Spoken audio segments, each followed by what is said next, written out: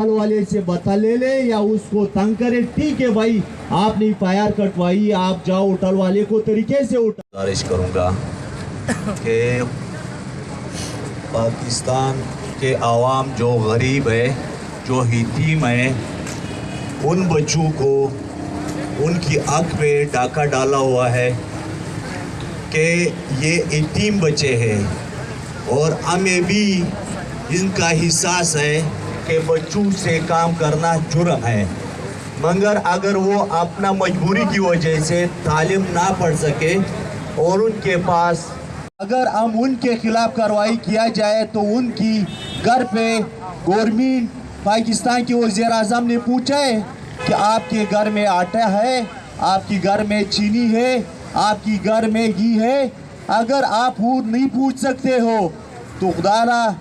ये जुल्म बंद करे इन बच्चों के हवाले से कि वो जो मैकेनिक में भी काम करते हैं और मुख्तसर वो होटल में भी काम करते हैं, परचून स्टोर में भी काम करते हैं। हम ये नहीं चाहते कि भाई सिर्फ होटल वाले, वो मैकेनिक के पास भी काम कर रहा है। और दूसरी बात पुलिस के हवाले से बहुत दोस्तों ने बात की थी और हमारा कराची डिवीज़न नायब सदर अमान मसूद से भी बात हुई थी इसके हवाले से, तो उसने बोला इतिजाज के बाद हम आपके साथ हैं और सीन IG तक, सीन वज़ीर आला तक, और पुलिस की गुंडागर्दी वो हमें भी पता है, और पुलिस में अच्छे अफसरान भी है, बुरे भी है। जो बुरे उसने सबको बदनाम किए। सही।